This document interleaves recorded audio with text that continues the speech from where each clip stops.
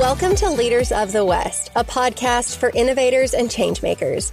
I'm your host, Jessie Jarvis, the founder of the West, and I'm sitting down with agriculturalists, entrepreneurs, executives, and everyone in between with the goal of digging into the strategies, mindsets, and lessons that have been crucial to the success of ag and Western. Whether you're carrying on the next generation of your family's operation, starting something from scratch, or determined to climb up the leadership ladder, we're going to inspire you to continue to dream big, growing not just you, but the future of agriculture and Western as a whole. Let's go.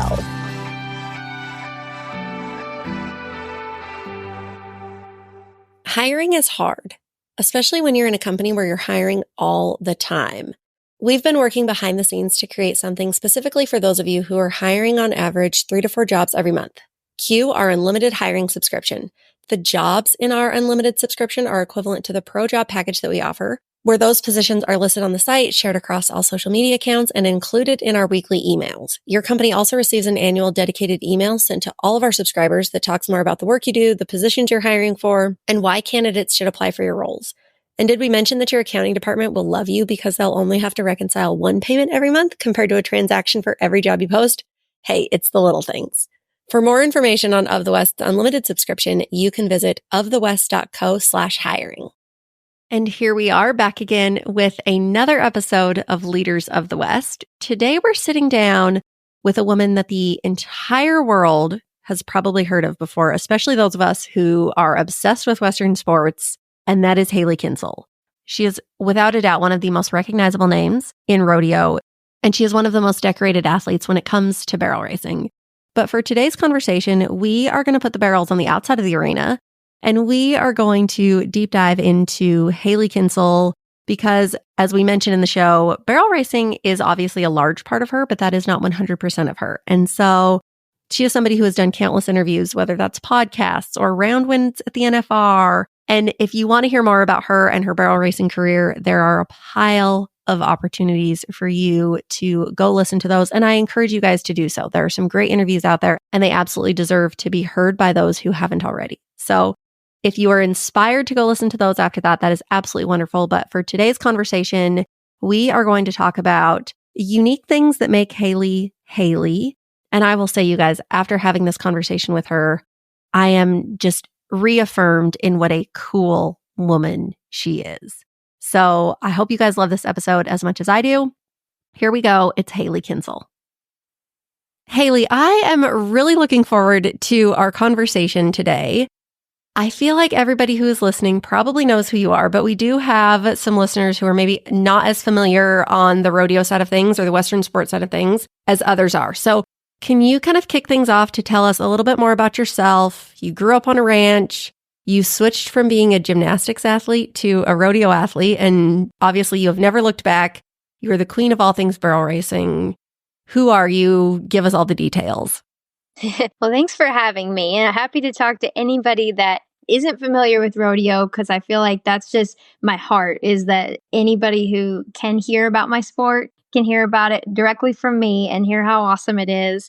So I love talking about it. But as far as I go, I got into rodeo at a very young age. Both my parents had rodeoed, not really professionally, but just kind of dabbled in it. My mom has trained horses for years. So I always grew up with a knowledge of it, watching the NFR. I went to little play day series that were local in the area, and we had some awesome people around us. Even though Cotulla is the middle of nowhere, there happens to be some NFR qualifiers that live in Cotulla. And so those people were putting on our junior play days. And so I knew who they were. I knew they were a big deal, but they were also just, like my parents' friends. So I thought they were cool, but I learned a lot from them. I was the kid going to barrel races with my mom that would go to the early morning exhibitions and watch those great trainers ride their colts. And I wanted to be just like all of them. And being in rural America, and I mean way down south, very, very rural, very remote area, it's really far from anything else, such as sports or activities. And my mom was awesome about trying to get me and I have an older brother who's very smart and very athletic, into other activities and sports. And we did 4-H. We played every instrument, took lessons. We played tennis. We were driving back and forth from San Antonio, which is about 85 miles, at least once a week, to do all these other activities. But the gymnastics thing was something I loved. I wouldn't necessarily say a complete switch. It was just that I got to that age where I wanted to junior high rodeo and high school rodeo. And that wasn't going to be an option for where we lived to be able to do any other activities. So at some point, I had to make the tough decision. Do you want to be a gymnast? Do you want to be a barrel racer? Do you want to be a dancer or a musician? Like, what do you want to do? And I was maybe 12 when I kind of had to decide what I wanted to really do and be. And of course, my parents wanted me to be like a doctor, but that just wasn't, it just wasn't going to be me. I didn't like school. I wanted to be an athlete, and I decided I was a very dedicated kid, so I would pour myself into whatever. So one of my first loves was gymnastics, but it never trumped the horses, because what happened was I ended up deciding I wanted to stay home on the ranch and be with my family and ride the horses. And I wanted a junior rodeo. And in order to do that, I left everything else behind. And I did keep doing school, and I went to college, and I went to Texas A&M and got my degree from there. And I loved that. And I loved college rodeo, and that trickled into a pro rodeo career. But my heart has always been the horses. Well, I will say, for somebody who says, I didn't really like school, you have an economics degree. So you maybe didn't, I feel like those are not easy to come by. I think you're probably not giving yourself enough credit here. I will say I was just like every other ranch kid that wanted to be a veterinarian, because that's just, oh, I get to work on animals all day. And then they told me, yeah, you got to go to school for 7 years. And I'm like voluntarily? Like you have to, you can't finish it faster or anything. That was not going to be something I would be good at. I wasn't a good library nerd. I was not good at math and science, but I, for some reason, could do numbers and charts, and I love listening to market reports. I grew up listening to Superior Livestock Auction in my living room every morning, and on the radio, listening to RFD and the market report that day. And so I spoke the language. Truthfully, I just understood economics, and I'm not saying it made my heart beat faster. It doesn't. But it was a good degree that I could for sure get because I was good enough at it. My dad was a real estate broker, so I understood that language too. I'd worked in his office all through high school. So as far as the real estate and finance and economics go, it did make sense for me. And it was something that I knew out of college I could get a job and be able to go right into the workforce if I needed to, which was the original plan. And it just so happened that the rodeoing went too well. You bring up a really good point, though. I feel like when it comes to a degree like economics, whether you are going to go out into the workforce or if you are going to go work for yourself, I can only imagine how advantageous for you it has been to have that economics degree, because rodeoing is a business. You are a professional athlete and you have to treat that like a business. Not necessarily everybody else does. There are probably a lot of people who don't, but I can imagine that degree and that background has really helped you. 100%. And truthfully, that was the idea behind it. Was I wanted something that I would be able to get a job in a field I understood that would contribute to my long-term dream of having a horse program, which, like I said, thankfully came sooner than later. But for most people, it doesn't. And so I was planning on 10 plus years of working in an industry that could benefit my equine career later in life. But I knew that it tied together, and I knew it would, and it definitely has helped me set everything up like a business. It's given me the right connections. I've made wonderful friends and business relations through it that I'm still using today. So it definitely, I wouldn't say it was a waste or a separate life for me. Had I been a journalist or something that I was maybe more interested in and got my degree that way, I don't know that it would have held hands as well with my current career. So it's been a benefit for sure. I feel that same way. I had a business management degree with an accounting minor, and I've always been decent at numbers. Like, it's not the thing that, like you said, like, it doesn't make my heart flutter. I don't get super excited about it. I do love a good spreadsheet, but Same, girl, same. I knew that going into my future, like, I wanted to go work in the career world and have a big girl job for 10 to 15 years and then, come back to the ranch, and life didn't really happen that way. I came back far sooner and it was a fabulous thing. But having just that mathematics and business knowledge, I can't tell you how wonderful that has been for my career now versus had I gone the fun route, or like maybe followed the thing that I really enjoyed at the time. But again, when was I going to use my creative writing degree? And I've probably now offended somebody out there with a creative writing degree, but please don't take that seriously or literally. But I'm just very thankful, like playing the long game totally worked out. I agree with that. And I'm sure coming from the background you did and I did as well, that it's kind of instilled in you that, yeah, it's great to do what you're passionate about, but make sure you set yourself up and not just yourself, but if you have a family, whether it's taking care of your parents long term, taking care of your future kids or husband.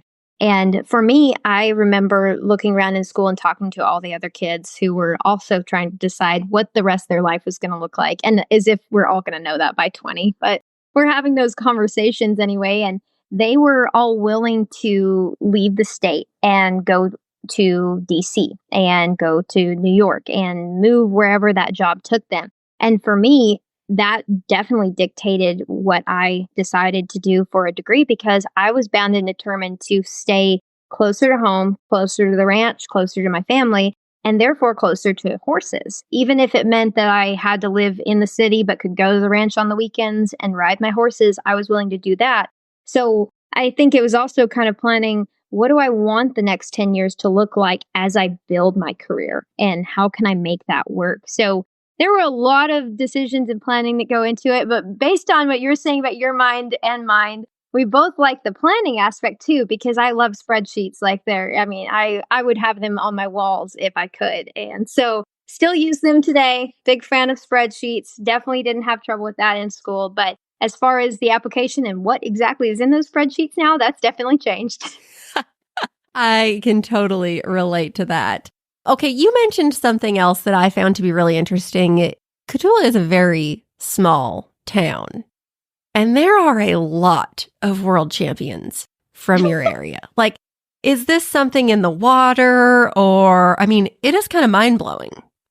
You know, it's funny. I don't really know how we all ended up there. I know growing up, I knew who Phil Line was because he was Samantha and Amanda's dad and Sarah Kay's husband and Tanner's grandpa. And that was it. I just knew he was a good roper. And he's from George West, but lives on a ranch in Cotulla. And then his daughter, Samantha, goes to the NFR when I'm in, I think, starting college. So that was a big deal for our area for her to go back there. And then Corley Cox is another one. She was around my mom's age and trains horses. And so I grew up learning from her. And her daughter, Lauren, taught me how to tie goats. And Lauren married Jacobs Crawley, who's a world champion bronc rider. So it's very funny that we were all in the same area, but that was literally the LaSalle County Youth Rodeo Association board right there. I mean, those people. So they held a lot of goats for me when I was a little kid and set barrels and done all the things. So they're definitely willing to give back to the sport. That's for sure. But why we were all around there, or maybe we just gravitated to each other because of the same interest. And maybe every town is like that. I don't know. But it does seem like a lot of us come from that South Texas area. No, I would say I think that's kind of an anomaly for such a small population having such a high percentage of like world-renowned performers. That's pretty impressive for sure. Okay, so for today's interview, I'm going to kind of set the stage for us. So you are somebody who you've done countless interviews, whether that is podcasts, TV, round wins at any rodeo or at the NFR, like you are a seasoned veteran. And there are some really fabulous interviews out there of you obviously sharing your love about the barrel racing industry and the horse industry and just like who you are. And if that's what people want from today, I want to encourage them to go listen to those. But today, I really want to take this kind of a different spin because you are Hailey Kinsel. And while barrel racing is a huge part of who you are, it is not 100% of you. There are other aspects of you as well. You are an incredible person. And that is not necessarily something that everybody else can say. And so that's kind of where I want to dig into today, are just allowing people to get to know you better, maybe even kind of like outside of the rodeo industry and the barrel racing industry, which is what you are obviously so well known for. So to kick things off, what are some things that you wished people knew about you or you want people to know about you? Oh, that's a good point. I tend to talk about the same things pretty often in our industry, which is small. And it's always good things, but I love barrel racing. And so I naturally think about, well, all I want to do is ride horses. If you ask what I do every day, I'll tell you that I like to ride horses. But I do have other interests and other things. One thing about me that's funny is I do feel like I could have been passionate about 10 different things when I was a kid. I was that kid who wanted to do all the activities, all the sports, every club. I mean, I wanted to be a singer on Broadway. I could have been a dancer in the Rockettes. Like, I would have been happy with anything. I was just really, really passionate. Now, yes, I would have always loved horses and wanted to have a horse. But the fact that it turned into barrel racing as a career, I'm thrilled that it did. But I was definitely something that wanted to be really well-rounded as a person. So I can play 4 instruments. I grew up singing. I've played in my church band for several years off and on, just depending on where I lived. I always wanted to be involved in activities that were probably not in my skill set, but I would try them. And if I try something, I want to be the best at it. So they didn't always last very long, but I would give it a big swing. I would have loved to like play intramural sports in college and be the best and be the captain. The only reason I didn't is because I was college rodeoing and I was trying to survive school. Otherwise, I did dip into other activities. Yeah, that's probably the biggest thing about me is I do like to try different stuff. I recently went to an EDM concert. That was new. Never listened to electronic dance music, but dang sure never went to a concert. I'm going to a hockey game next week because I want to kind of dip outside of our norm. I've 100% I've been to probably 20, 25 shows, musicals on Broadway, in different places. I have been a lot of different, I can listen to any show tune and tell you what it's from. I have very odd music interests. So, there's a lot of things that I could probably scare you with, honestly, if I got too deep. This might have been the best question I've ever asked. Well, and I do so just because, like, again, out of respect, I feel like everybody obviously wants to know about you and sister and, you know, how you get down the road and all of those absolutely wonderful things. But that really is just one piece of the Hailey Kinsel pie. Now I need to know, what 4 instruments do you play? I've always played the piano. And in high school, I wanted to learn how to play the fiddle. So I played the violin, fiddle. I'm not as well anymore because it's about like speaking French. Unless you do it very often, you will forget some things. That turned into wanting to play the mandolin. And so I can kind of pick a mandolin. And I do now play the guitar because I did learn once I got to college that it wasn't very cool to play any of those 3 instruments because you can't carry them around with you. So I taught myself how to play the guitar. And so now I take that everywhere. I did dabble with the drums for a while. I won't claim that I play them well, but I do feel like that's something if I was committed to, I would be really good at, but I'm not committed. Hailey Kinsel's one-man band. Okay, we totally know what is going to be next for you in life. I don't know that anyone would buy that music, but I would be happy to provide it if necessary. Okay, so now let's go into musicals. I would not have expected you to be the show tunes kind of girl. Is that some of what you listen to going down the road? Are you like cranking it up and singing along? Well, my favorite is listening to Queen. So I loved Queen. I'm a big fan of all their music. And so you know that their music has a lot of classical ties. And so I'm definitely the kind of person that will crank up that era all day long, driving down the road. That said, I won't necessarily select the playlist from Phantom of the Opera, but if I had to pick a playlist from any musical, that's the one. I've watched that movie a million times. I've seen the show in 3 different places by different casts.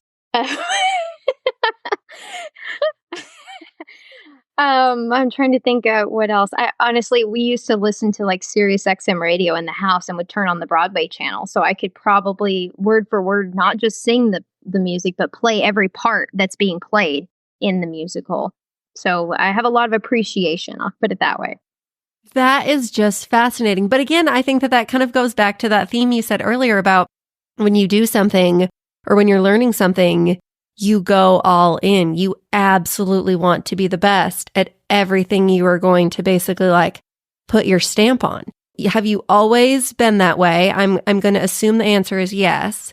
But what do you think taught you to be that way? Did you see that modeled through your parents or your brother or just the people you were around? How have you known, if I'm going to do this, I'm going to give it my all?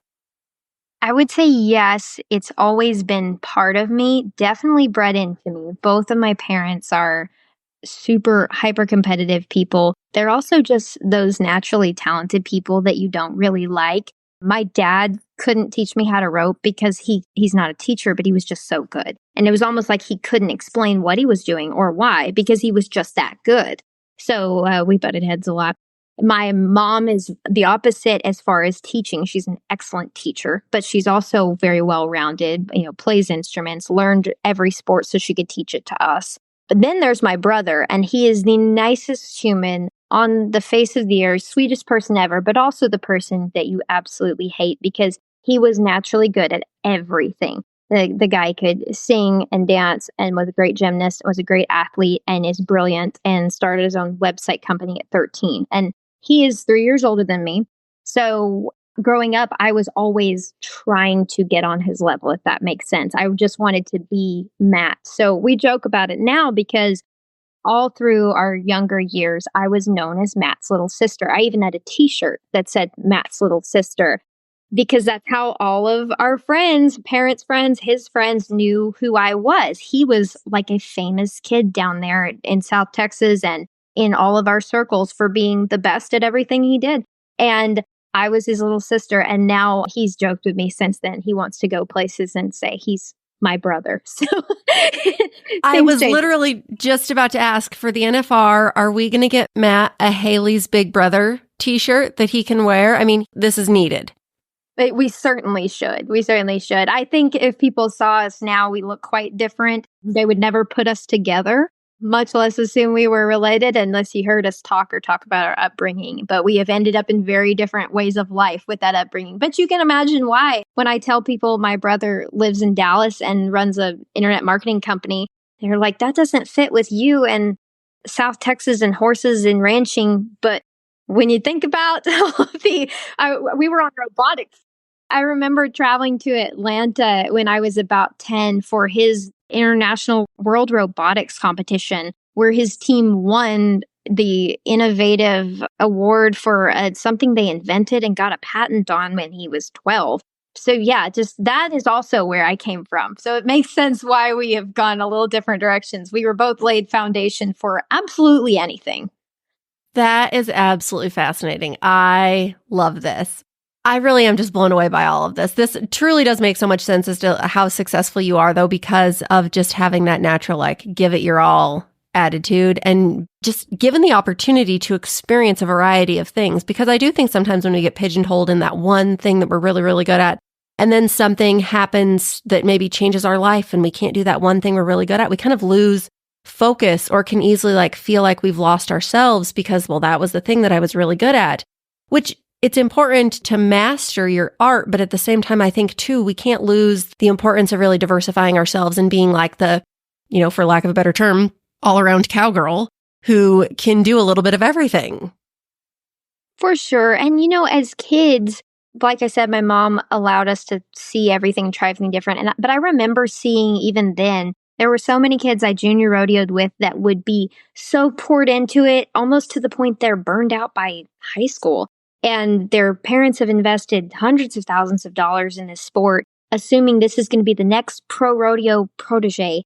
And then they're tired of it and they're ready to go have a big career somewhere else or just, say bye to the horses.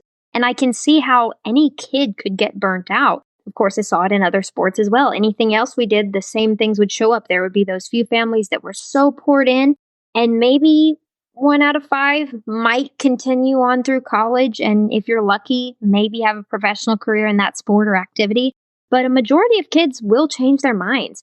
And we were well aware of that as kids. I would change my mind about once a week, what I wanted to do, what I wanted my name to be, what my favorite color was. So I think it was really important to my parents to make sure we were well-rounded so that we were prepared for anything that our mind shifted to later in life. And thankfully, what I decided to stick with in junior high is what I have stuck with since then. But even if I hadn't, even if horses were not everything to me, it's not like I was going through those earlier rodeo ranks 100% committed to only this. I was 100% committed when I was in this sport and when I was around my horses, they had my full attention.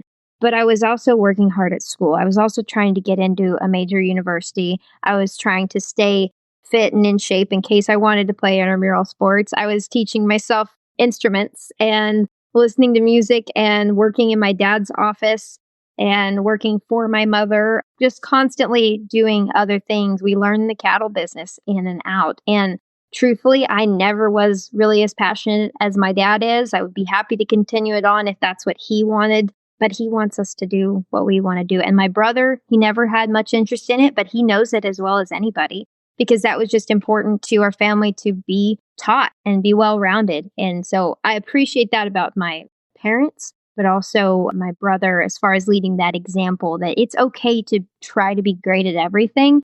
Just know that you're not going to be, and that's okay. It's not a big letdown, but it's just good to keep yourself flexible and growing. And that's how your brain develops. It's how your body develops. It's also how your interests develop over time. Oh, you are so spot on. Okay. Now I want to know, because again, we've kind of established you're a pretty big deal. A lot of people think that they probably know you because, again, everybody knows Hailey Kinsel. But what do you think people know about you that is maybe skewed or isn't necessarily accurate? That's a tough one, too. I'm going to say, well, for one, every time I meet people, they're like, you're a lot smaller than I thought you were. And I don't know how big they think I am. But I'm not sure if there's a bio about me that has it wrong, but I swear to you, every time I meet, whether it's a kid or an adult, they look at me like, there's no way you're that tiny. And I am short, okay? I'm not necessarily what I'd call tiny all the way around, but I'm a short human. So I do think my horse, Sister, is the kind of horse that makes me look taller. She's pretty small. Same thing gets said for her. They think she's a lot bigger than she is. We are not big as a unit, okay? So we are small. So that might be the biggest thing. I think that's an assumption. You definitely have gymnast stature. There's no denying it. Exactly. They're also usually generally surprised at my age. I have been asked in recent years, like the last couple in Vegas, if my mom lets me drive the trailer. And I'm like, well, I'm 30. So yes, I think I've always looked kind of young. And so most people think I'm a lot younger than I am too.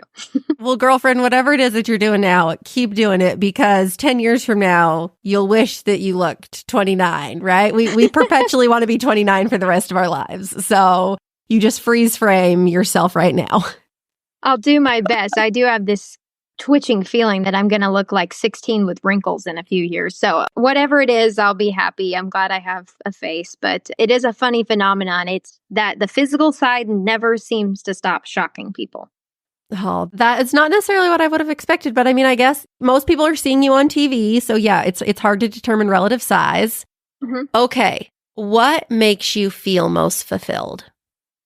A good day's work. Wherever that is, if that's at home or on the road, I love to feel prepared as a competitor, but it's more than that. It's almost feeling like if I've made this list in my head of things I want to do and I did that plus a little more, I love the feeling of completed work, which has not always been my strong suit. That's not saying I naturally would buckle down and finish a task. I have had to work at how to be a finisher of tasks instead of start 10 of them and let them sit. But the feeling of a completed task to me is the best thing. So I think at home, especially when I can look around at the end of the day, sit on my porch and say, I accomplished a lot today. I worked really hard. Even if I didn't finish everything I did, I at least made a good effort. If I can say that by the end of the day, that makes me feel whole.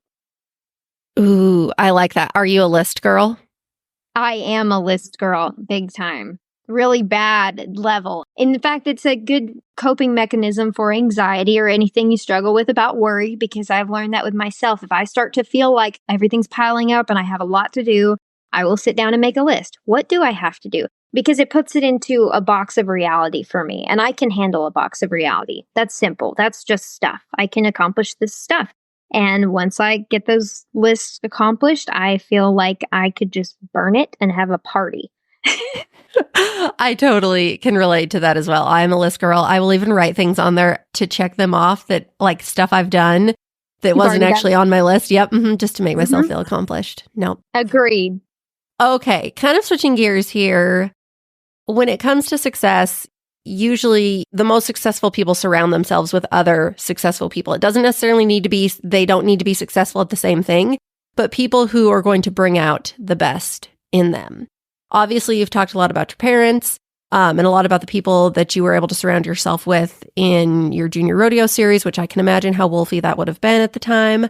But who are some of your biggest role models in life, or people that you respect most in life?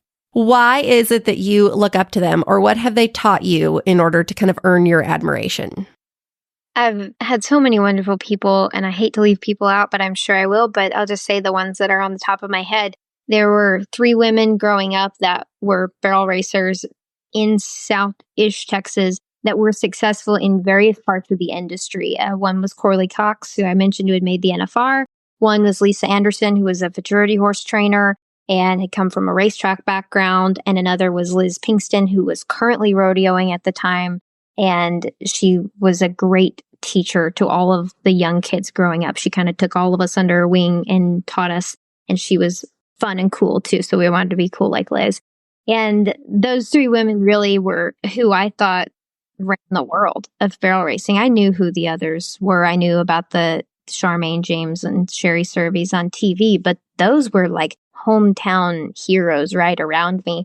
And I gravitated towards them. I went and rode with them, and they were definitely different in the way that they trained, the way that they taught, the way that they wanted a horse to work, and even the way they competed. And of course, the way that they lived as well.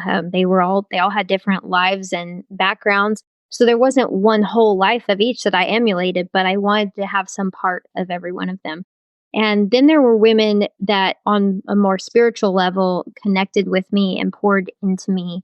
And I feel like really committed to my life. And I always will be thankful for them. Leanne Hart is one in more recent years that I gravitated towards her and she gravitated towards me, and we locked in, and we've joked that like, well, now we're stuck. We just have to be friends forever. And she's mentored me and discipled me in my faith, as well as she has the most hard work ethic, but so relaxed about it. She's in a hurry, but she's not in a hurry. And she trusts God's timeline, but she hustles every day. And I think that most fits what I would ideally like to do.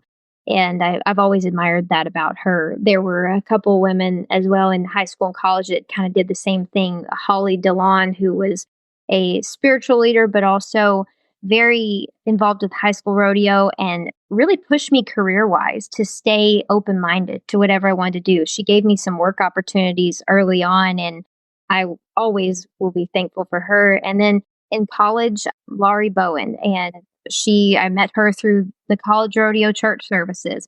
And that lady still checks in, still prays for me. We have very little in common in our lives, but she just recognized a spirit in me that needed to grow. And so those are a few people. And of course, they're all women, but are in different walks of life from me. And some are still riding, and some are totally pieced out on horses and doing the grandkid thing or whatever it is. But they definitely saw different things in me that called something out. Of course, I had great coaches. I had great instructors. I had a tennis coach in high school. His name was Kenny Brown, and he was about the least like me person on earth. But Kenny Brown taught me how to be happy when it was cold outside. Like, there are so many wonderful people that I got to be around that shaped me as a whole into the person I am. I love all of that. Can you tell us Kenny Brown's secret for how to be happy when it's cold outside? Because we're headed into winter. We all might need to know this trick. So Mr. Kenny is how he wanted us to call him. But when we would be pulling up to a meet, he would make us roll the windows down, even if like whatever temperature it was outside, and turn the AC off. And the idea was to get physically acclimated, which is a thing. But in his way of saying it, it had more to do with the physical side. It was mentally, when you pull up to practice or an event and you're excited to be there, like your mind is excited, you're pumped up, your heart rate's racing. And then you roll down the window or you get out and it's cold and you're all of a sudden, oh, I'm not as excited or I don't really want to be here. And so it's letting your mood about what you're about to do, your anticipation, adjust your current circumstances. So you focus on the mood first, and then you encounter the current circumstances like heat or cold, or which often in Texas it was actually heat. But we would get out there and be sweating. And he said, but weren't you excited to be here before you got out of the AC? So, yeah, of course I was excited to be here, but now I'm out of the AC and it's hot.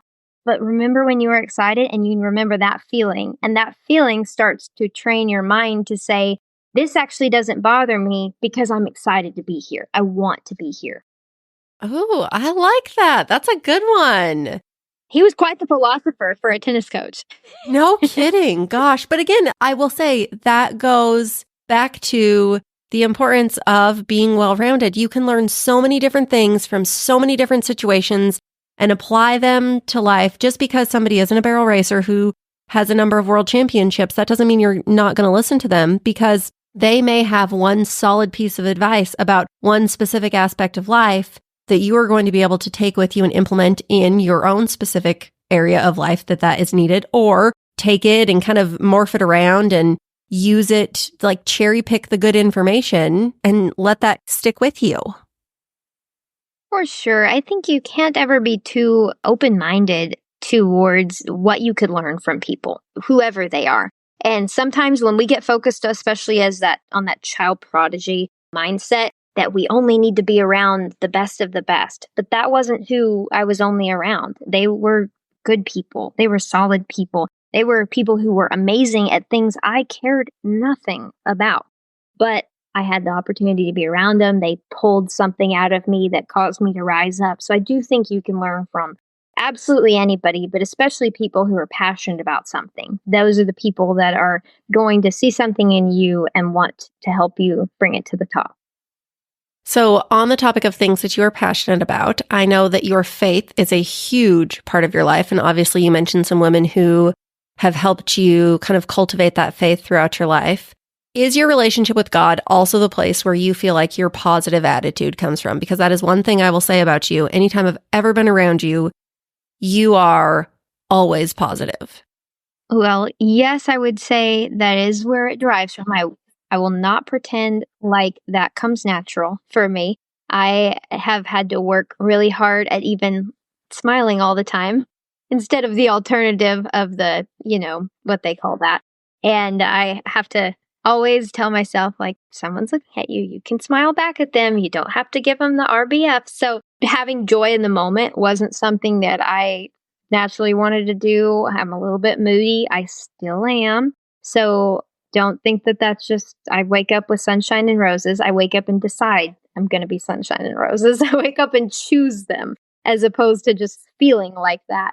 And I do believe that my faith is the inspiration for it, and growing and maturing in my Christian walk to learn that my circumstances were never meant to determine my attitude. And that's truthfully how most of us live. And it's how I've lived off and on my whole life, that I'm reactive to my circumstances. If I'm happy and it's nice outside, I feel great. If it's not, I want to be sad and I want to be bummed and I want to make everyone else's life as miserable as mine. That is human nature, and that's still me. I'm not above that.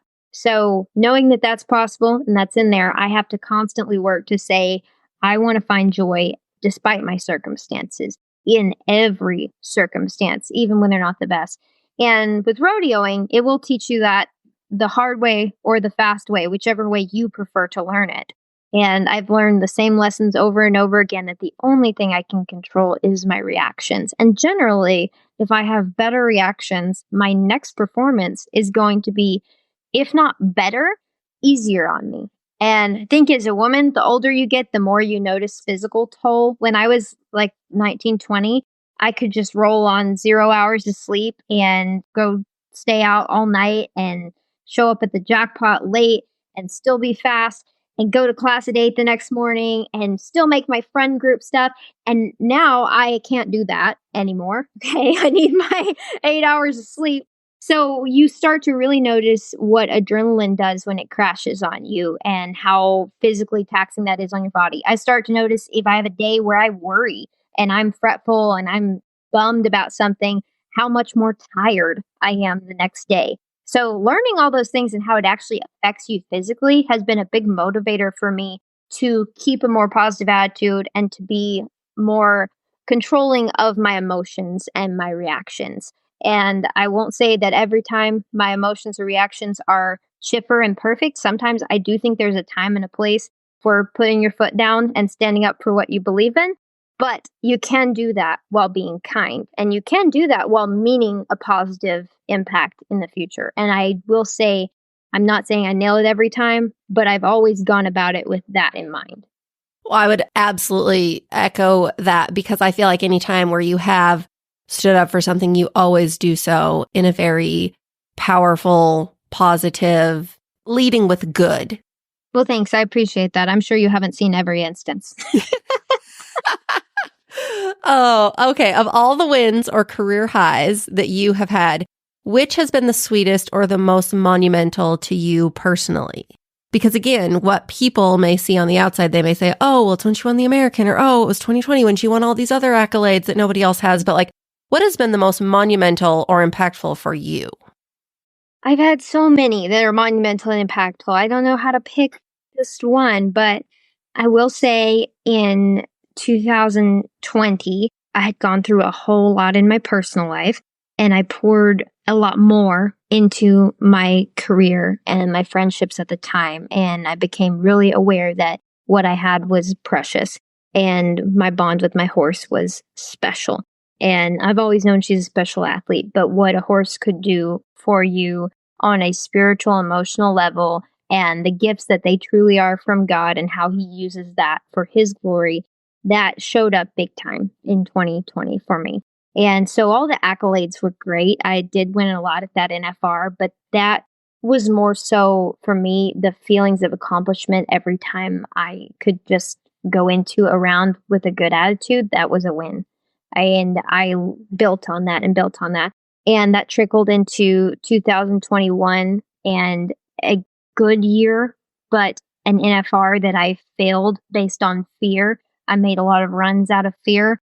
And I remember trying to protect what I had. I had built it up to this point. So don't go backwards. Don't mess up. And operating out of fear as a competitor is never the best idea. There's just a little tidbit of advice there. But it showed up for me physically too. I was tired. I was in pain. And so moving into 2022, I remember telling myself, you've got to learn to grow from that, and you've got to compete and live with less reserve. You can't be scared of what might happen or what you might lose. You've got to, both in and out of the arena, be a little less controlling of what you've got. So that NFR in 2022, I had some highs and lows. I think I hit a barrel in the first round, but I ended up winning that world title. And that last world title might be the most impactful for me right now. Now, if you had asked me the year after the first one, I might have said the first one. And if you ask me next year, I might say something else. But for right now, for where I'm at now, I remember that growth. Like I remember that and what that meant to me at the end of the year in 2022, and getting that gold buckle, having that win with my family, and looking around at the people who had been with me through all the ups and downs up to that point. I think that win was probably one of the most iconic and impactful for me. Ooh, that gives me chills because it is always you against you, right? Like that should be the goal. You're not competing against the other competitors in your sport or whatever it is, whether you own a business, you're not competing against other businesses, or if you're a rancher out there selling beef, it's not about you versus the grocery store. It's like you versus you, and how you have grown and how you have gotten better, and how you know that you've gone through the valley and the trials and the tribulations. And then when you have hit the mountaintop and you can really just sit and soak in all of that, like that really is just the coolest. It is. It's noticing what you've grown on your own, where in your life you have come from far behind and stepped up. And it's funny because sometimes you'll fight when you seem to learn the same lessons over and over again. And I've done that. I've done that this year. Looked back and said, Lord, why do you keep trying to teach me the same lesson? And I found that there's usually one of two ways, maybe a little of both, but it's either that you still have something to learn from this, like you haven't quite got there yet, and it's okay, just keep trying, get a little better at it. Maybe it's your reactions, maybe it's your attitude about whatever you're going through, or it's a gift from God to be able to look back and say, wow, I handled this so much better than I did the last time. Thank you for that growth. It's actually a way to give him glory through where you have grown.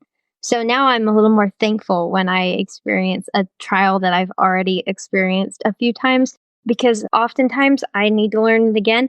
But more often, I can actually say, gosh, thank you for bringing me out of that last one. Look how far I have come. I can now encounter this difficulty and it doesn't break me. It doesn't knock me down. I can move forward. And that's when you start to notice growth in yourself, and you can actually be proud of that. And other people will be proud of your big wins, and that's great. And I hear that a lot. I'm so proud of your win. I'm so proud of your good interview. Me personally, I'm proud of my growth. That makes sense. That makes perfect sense. And I hope everybody really digs down deep and listens to that, because I tell you what, I don't think that there's probably anybody out there who doesn't need to hear that message, myself included. Okay, looking ahead to December, how are you feeling going into this year's finals, and how do you mentally prepare for the marathon that is making 10 runs in 10 days? Well, first of all, as any good numbers planner type of gal that likes lists, I make a spreadsheet. I was going to ask, do you have this in a spreadsheet? This will be in spreadsheet form, available online. No, just kidding. So I do make several spreadsheets. I love to be prepared, like I said, about competing. But even for a big event like that, if I'm prepared ahead of time, I don't feel stress going into it. I know the NFR is a stressful time, and as a competitor, it can be. But I've been so fortunate that if I rely on relaxing in God's plan and that He's got the results handled, and then I can also be thankful for the skills that I have, which as a planner, I have very good skills that way. So I have my schedule done way in advance. I know exactly when everything's going to happen. I have great help out there in my family and friends to make sure that every I is dotted and T is crossed, and I have nothing to worry about. I can sleep at night. And I make spreadsheets for my horse's conditioning schedule. And I know that sounds like the nerdiest thing you will hear in the world of barrel racing, but I do. I have dates, I have timelines, I have everything broke down in interval training where I can tell exactly how fit my horse is at what point in the year. And it's all built on the NFR and scaled backwards. So the idea is that I'm working up to have them at peak condition prior to the start of the NFR. And that is all in spreadsheet form. And I will not show anyone that, because you will think I am nuts. And I kind of like that people don't think that completely yet. So I'll keep that under my hat. But I will just give you that little tidbit. There are spreadsheets about the NFR. They are in the works already. And overall, I think that just being as prepared as I can helps me to stay calm and relaxed and just focused on what I have to do. Treating it like it's a job, but also once you get there, being so thankful to be there, because every year when you leave after the 10th round, you never know if you get another one. It's the fastest and most hectic 10 days, and you're so excited to be there, and you never know when you leave if you get to go back. So I always want to remember that when I'm starting out there. This is not guaranteed. This is outstanding, and we're going to enjoy this while we're here and be thankful for it. But it's also my job, so just going to keep it in check. It's not my whole world. It's not my life. It's just what I do. And it's this stage of my life. It's this year. It's 2024. It will end. It will move on. So I will pour everything I have into it. But my happiness is not going to rest on the result of it. I have too much of life left for that. Oh, well, I know I and all of our listeners are just going to be cheering you on in December for that 10 days, because there are fabulous women out there, but you really are one of the more deserving, or most deserving, just in how you treat people and yourself and your relationship with God. And you really are just the whole package. But before we end today, we have to do the rapid fire round. So what is the best piece of business or personal advice that you have ever been given? Best. Oh, there's so many. and we already touched on this, but surround yourself with people that will inspire you to be better. Not just pour into you, not just help you, but like inspire you to be better than you are. If you could give people any words of wisdom and you knew that they would take it to heart, what would it be? So this is kind of like your advice for others versus maybe the best advice for you. My advice for others is a little harsh, but everybody works hard. You're not special. Just work harder. Amen to that. Like I said, I don't mean it rudely, but you know. No, I know exactly what you mean, because everyone now is out there like, well, I worked hard. Do I get a bonus? No, you worked hard. You did your job. That's what you get your salary for. Like that. Oh, nope. I totally get it. Okay. If you could go to dinner with anybody dead or alive, who would you pick? Elvis Presley. I think he's hot. That's it. I was going to say that made sense on the musical side of things. I was not expecting you to say that he was hot, although he was a good looking guy for back in the 50s. Exactly. Weird style. I'm glad we're not in the 50s, but like, I'm just saying I appreciate it. Okay. What is a quote that you lead your life by? I really should have like a quote book or something really like cool like that. But every morning, fear not, for I have redeemed you. I have called you by name. You are mine. Comes up on my phone every single morning before I wake up. And I feel like that's just what God would say to me if he was here. So called you by name. You are mine. I love it. Final question for you. Let's talk about your favorite things. Do you have a favorite, maybe it's a book or a podcast you listen to, a program, maybe some service that you've subscribed to, something that's like changed your life in some way, or a life hack? You just want to share it. More people need to know about it. What is it?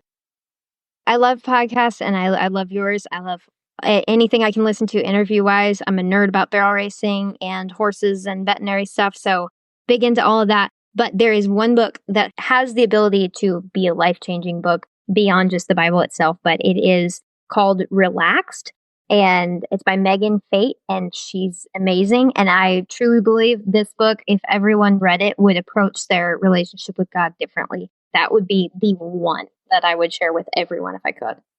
Okay, well, for those of you who want the book, I'll make sure that we have it linked in the show notes, so it'll be easy for you to grab if you scroll down. Anything else that you want to share for today? No, but thank you. I appreciate it. Thanks for talking to me and asking me some different questions. Well, I cannot thank you enough for sitting down. Obviously, this has been a long time coming, and with your schedule and just being so busy, we knew that it would be best if we waited till after the rodeo season, when you're kind of in this, I don't want to call it your slow season, but I think for maybe the first 10 days of October, we could consider that to be the case. But we really are. We're all cheering you on, Hailey. You are an incredible human, and I can't thank you enough for sitting down and sharing yourself with me and with our listeners and the rest of the world. You really are a gem. There's very few people out there like you. So everybody, if you enjoyed this episode, which I know you did, please tag us in your stories, take a screenshot. What was the most impactful thing? I know that it's going to be hard to pick just one, but please share. It means the world to us. Make sure that you tag Hailey, tag Of the West, tag myself. And as always, you guys can find us back here next week with another episode of Leaders of the West. Until then, just go rock on. We love you. Thank you. If you loved this episode, do us a favor and share it with someone else who might find just as much value in it as you did.